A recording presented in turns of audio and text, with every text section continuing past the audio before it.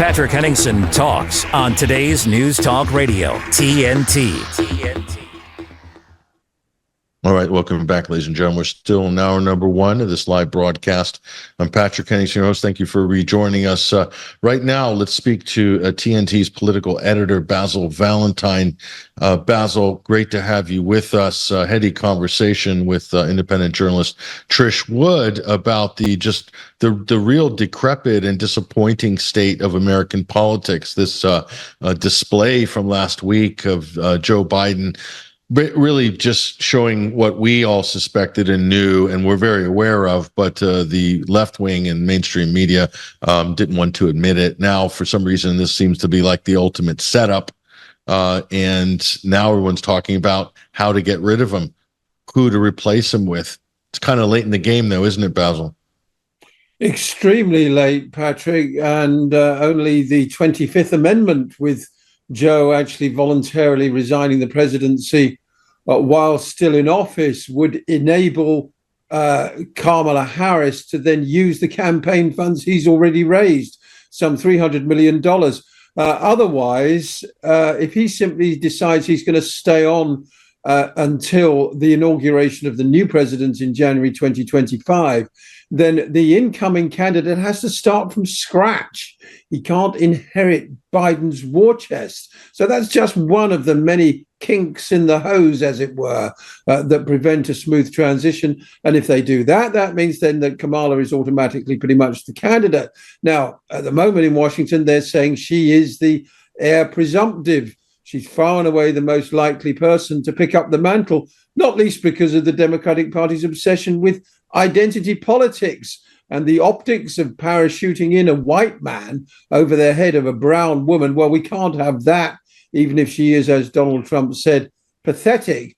Trump, I don't know if you caught that, was hilariously caught on video describing Joe Biden as a load of old crap. A pathetic load of old crap, he said, who's about to quit the race. It was very funny. You must admit that Trump unintentionally often is absolutely hilarious with his brutal honesty. But as for Biden, I mean, at the moment, he's still hanging on. He had this meeting with the governors yesterday, and three of them came out and sang his praises. Noticeably, Gavin Newsom wasn't amongst those three. Most of the governors walked off without saying a word to the press. Something significant in that, I've no doubt. So he's hanging on by his fingertips, Joe. Big weekend for him. He's got the ABC interview with George Stephanopoulos coming up. That's only going to last 15 minutes. He's got to be completely coherent throughout. And at the campaign stops in Wisconsin and Pennsylvania over the weekend, or he is toast. As it is, I would like Biden to a sandcastle, Patrick, that you've made on the beach with your dad, and you have all the fun of digging the moat and piling more dry sand on top of the sandcastle. We're going to save this thing, but the simple fact is that the tide's coming in, and it's going to get washed away, and we all know it. And that's the case with the Biden presidency. He's going to get washed away. Too many key people, including congressional Democrats, now turning against him. And noticeably, the founder of Netflix, the billionaire Hastings Reed, has today said, just in the last few hours, that Biden needs to step aside. For him to have any chance of beating Donald Trump, he needs the entire liberal establishment, all the donors, all the backers, 100% of Capitol Hill on his side. He hasn't got that, and therefore he's fatally wounded. Ooh, the donor class. But what's more disturbing is what Trish Wood said, that Hunter Biden has the keys to the Oval Office, and he's sitting in as an advisor making decisions. And she said something about the war chest. Biden's raised over $300 million. Now, we know the Bidens like a little bit of spondoolies. To say goodbye to this war chest, imagine stepping out and then still getting to keep the campaign funds, funnel it through some foundation in Delaware or something like that. And the Bidens are in the chips for at least another 10 years. I mean, that's crack and hookers for Hunter, probably for a good 5 years. and whatever leisure activities. So the Biden's going to walk away from, $300 or $400 million and pass that up. I mean, forget about the country, forget about dispensing your duties as the president. That's the real cash there. That kind of raised eyebrows. If Hunter's in the frame, there's money on the table. That looks like something the Bidens might be strongly considering, ducking out, keeping the cash, saying goodbye, and then leaving the rest of the country to pick up the mess. What do you think?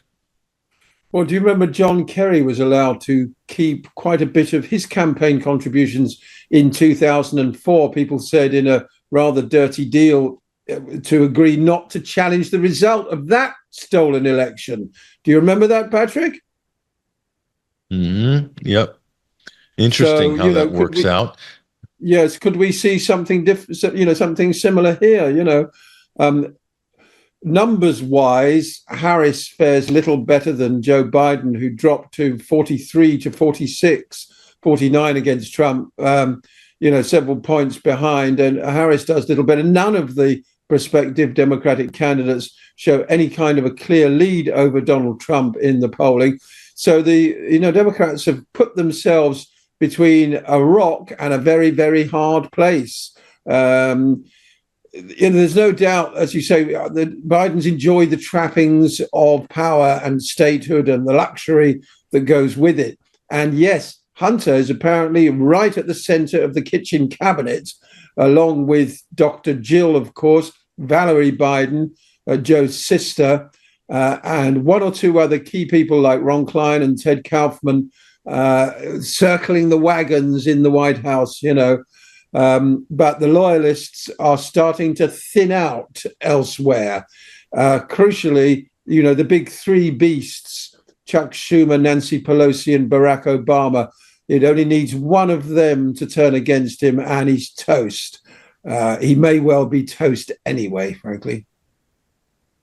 Well, they'll bring a Breitbart News reporting. We'll bring this story up on screen here. I mean, right now, the bookies are backing Kamala. She's moved right into the pole position.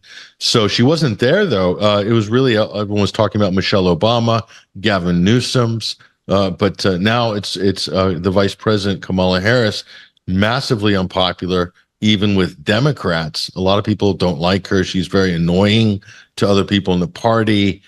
She cackles a lot. She's not known to be very bright. She was really picked on a diversity ticket, diversity hire by Joe Biden, who telegraphed the fact that he would appoint a black woman as vice president. Sure enough, he did.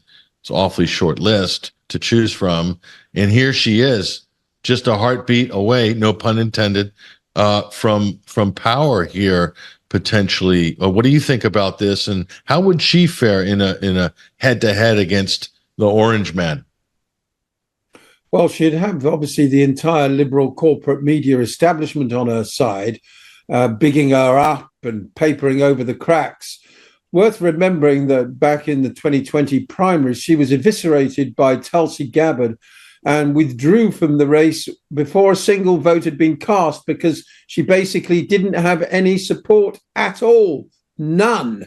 That's why a lot of people were very surprised when Biden picked her, because she had no natural constituency of her own. There is no, Harris people, as it were. But, now that she's been the number two for the last 4 years, she is the heir presumptive.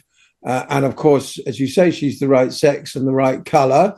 And she is the name being talked up certainly a lot more than Michelle Obama. Now, Kamala is into 5-1 to be the next president of the United States, a shorter price than Joe Biden, who is 7-1.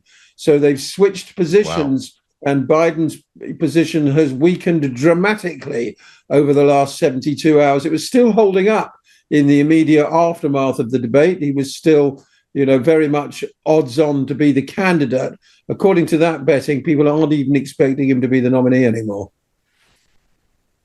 Wow. So the markets have changed in favor. Even the betting market's throwing Joe Biden under the bus. Only a couple of weeks ago, you could buy some secure money by backing Joe Biden. Seemed to be a sure thing. Not anymore. Things have changed very rapidly. Basil Valentine, I'll give you the prices very quickly, depending on Go ahead. We just got a minute left. Yeah, 6-4 Biden, 6-4 Harris. So that puts both of them at about 40% chance. And then 10-1 Gavin Newsom.